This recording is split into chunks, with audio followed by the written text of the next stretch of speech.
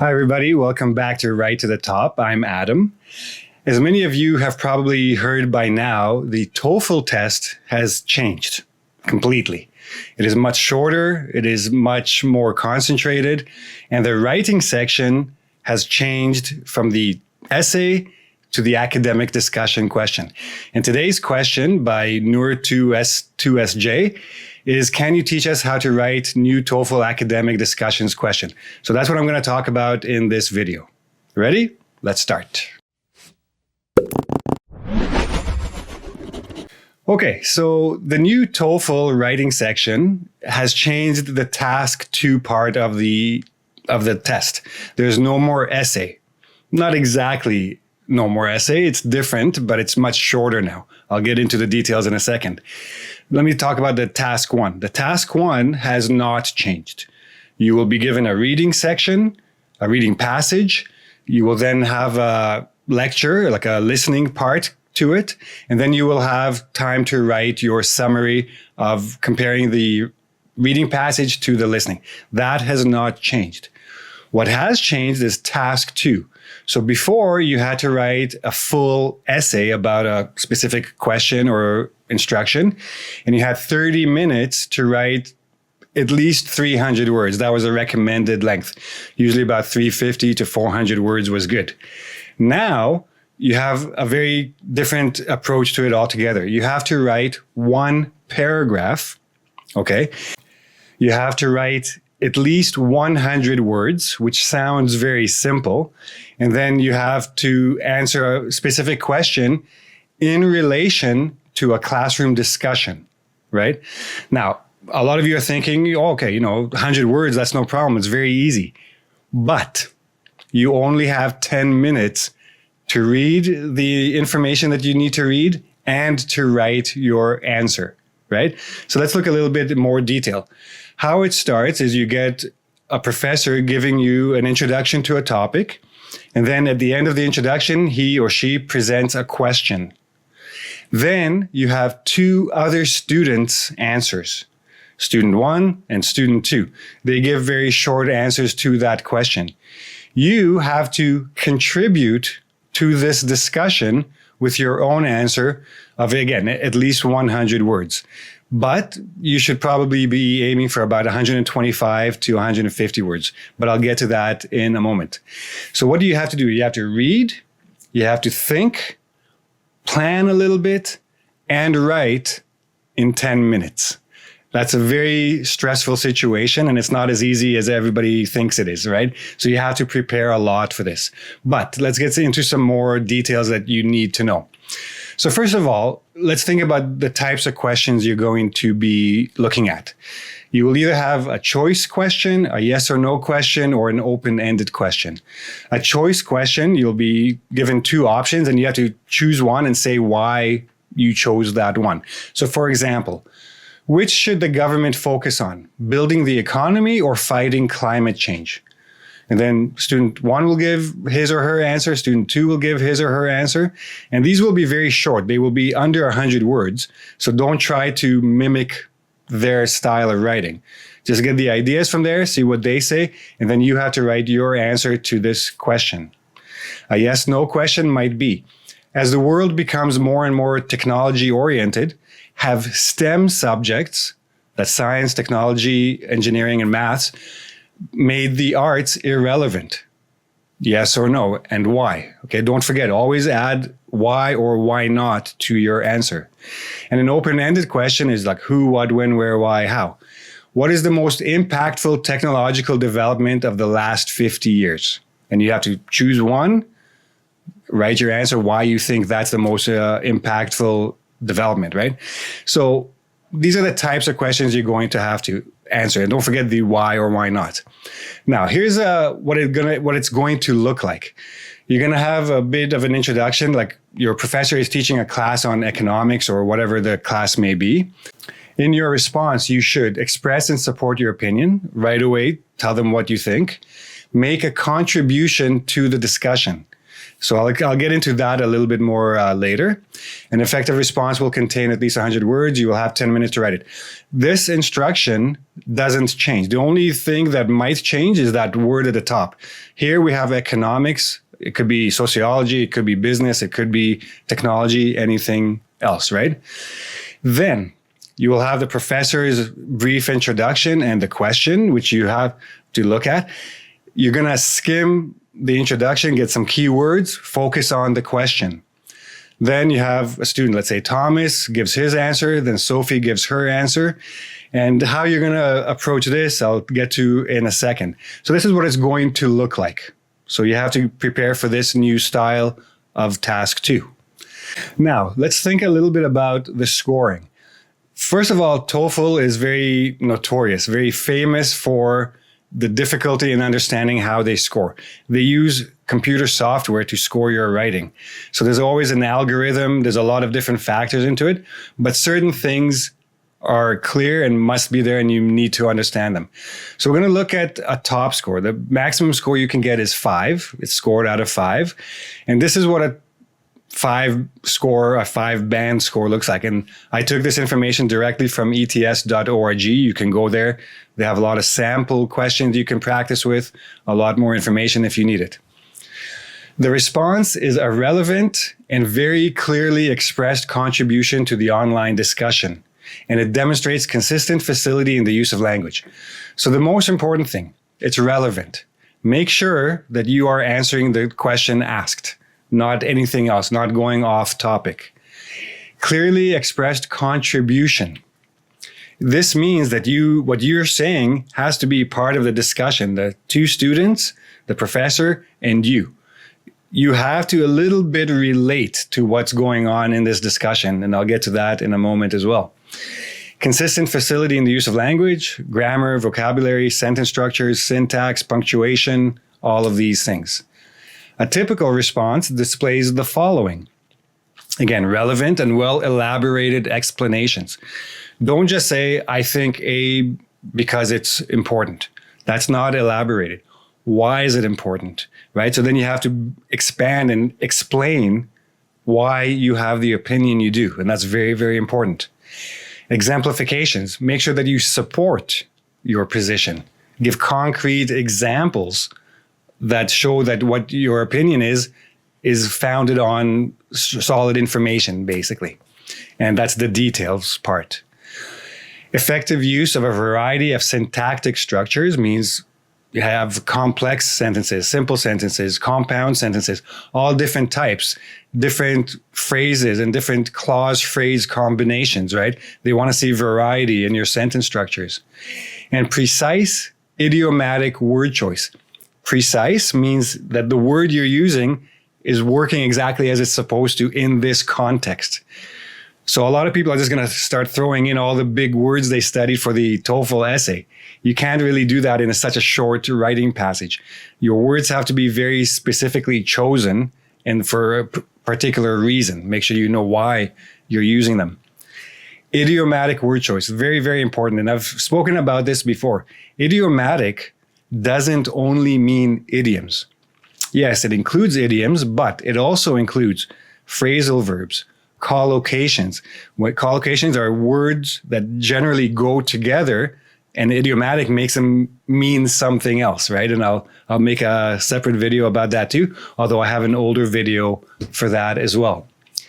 Now, in terms of the grammar or vocabulary, almost no lexical or grammatical errors, meaning even to get a perfect score, you're still allowed to make mistakes, but the mistakes have to be more of the typo, like a typographical error type. Even a native speaker writing within 10 minutes will make mistakes. Those mistakes are allowed, right? But if you make a lot of these mistakes, that of course will count against you. Okay, so here are some general strategies. When you come to the reading part, again, the top where they give you the instructions, you should already have that memorized. Don't even look at it. You can look only at the class subject in particular. I suggest that you skim the professor's introduction because a lot of what he's writing there is not that relevant. look for the key words so you know what the topic is, what the specific topic is. And then be very careful when you read the question so that you know exactly what to answer. There are so many ways to structure the question that sometimes it won't be very, very clear on a very quick reading. So take your time with that.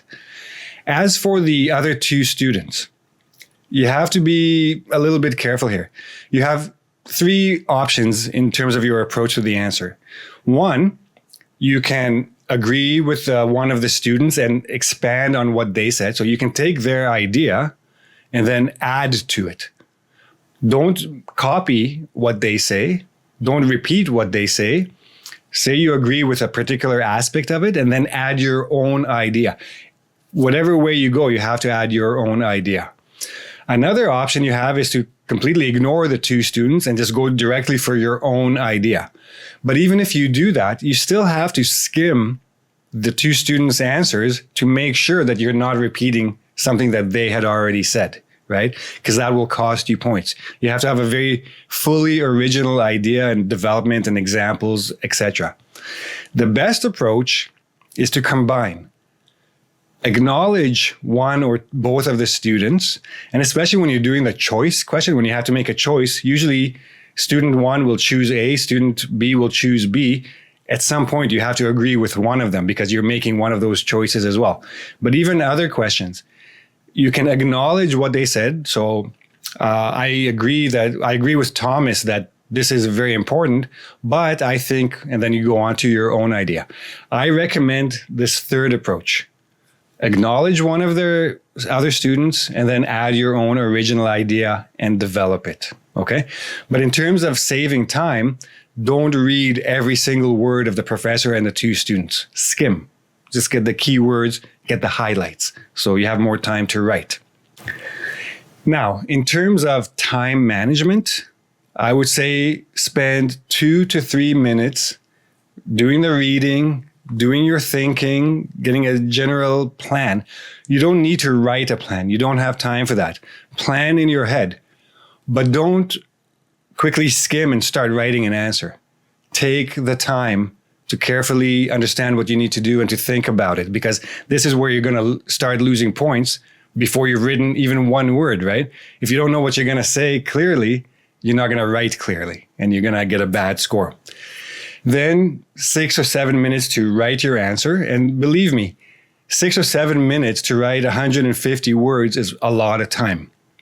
If you have a clear idea, it's a lot of time, which is the next part of the strategy and preparation. Make sure you have clear ideas before. Make sure you work on an idea bank long before the test day so you're not surprised by any of the questions that might come up. And ideally, leave yourself 1 minute at the end to quickly, look at your answer. Make sure you have enough words. Make sure you have good variety of sentences. Make sure you don't have any major errors.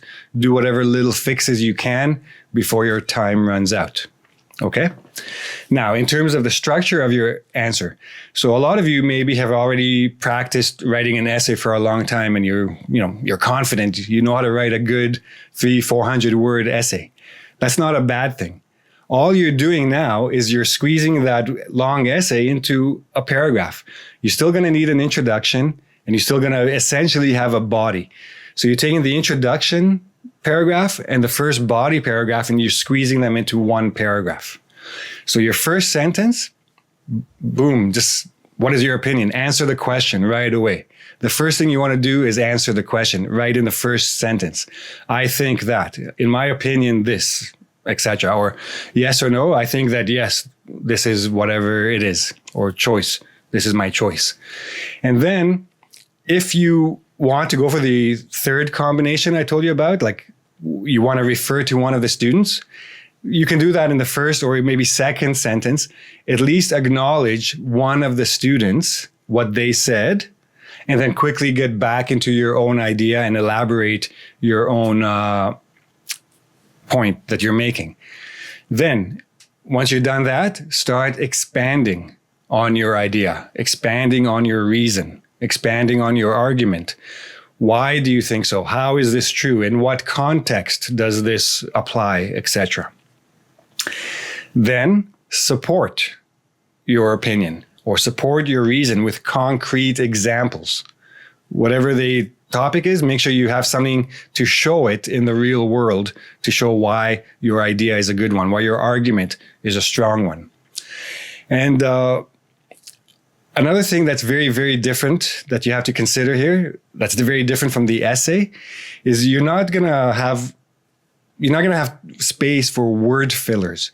Don't use extra long expressions or extra long introductions to the sentence or lead-ins and transitions that go on forever, right?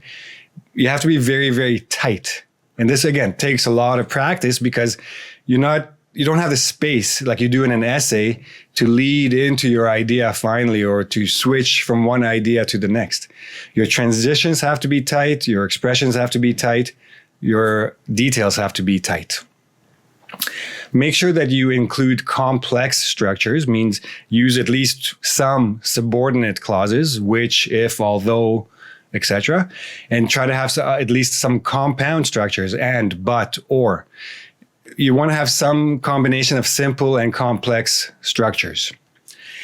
Try not to memorize templates. I know a lot of students are going to they're going to find a bunch of sample answers and they're going to try to memorize them and then apply them to different answers that they might come across on the test. This will not work with a short writing passage. It doesn't work with the essay either, but with a short passage, it's even riskier because it depends on the question you're looking at. Templates just don't work. Try to avoid them. Another thing you should try to avoid is writing 200 words in 6 or 7 minutes. That's a bit more difficult. 150 is more than enough to make your argument, to make your point clear. Keep in mind that all of these questions that you're going to get, they don't require any special knowledge. All of you have opinions about all kinds of things that go on in the world. Focus on the ideas as simply as you can. But again, before the test, build yourself an idea bank. And I have some videos about what an idea bank is. Make sure you have enough ideas going into the test so you're not panicking when you see the question and you have to start thinking about ideas and what am I going to say? What am I going to say? And the most important tip I can give you is take the time to practice. This is not an easy thing to do. And especially when you only have 10 minutes to do it in. You have to practice. You have to get yourself comfortable writing within 6-7 minutes, 150 words or so, right? Practice, practice, practice, as I say every other time. Now, if you want to get more details, I am working on a book about the new TOEFL writing section. If you don't see a link up here yet, come back to watch this video and the link will be up there and you can link to that book. And if you want feedback, if you want me to look at your sample answers and give you a score and tell you what's good, what's bad, what needs to be fixed, go to writetotop.com. I have a feedback service there. You can get more information and I'll be happy to help you prepare for your test. If you're taking the IELTS, I can do that as well there. So I hope this is helpful. I will make more videos with actual sample answers to show you the process, but that's going to come a bit later on. Okay. If you have any questions, please ask me in the comment section below. Subscribe to my channel, click the notification button, like the video if you like this, if you thought it was helpful, and come back next time. I'll give you some more useful tips for the TOEFL. See you then. Bye-bye.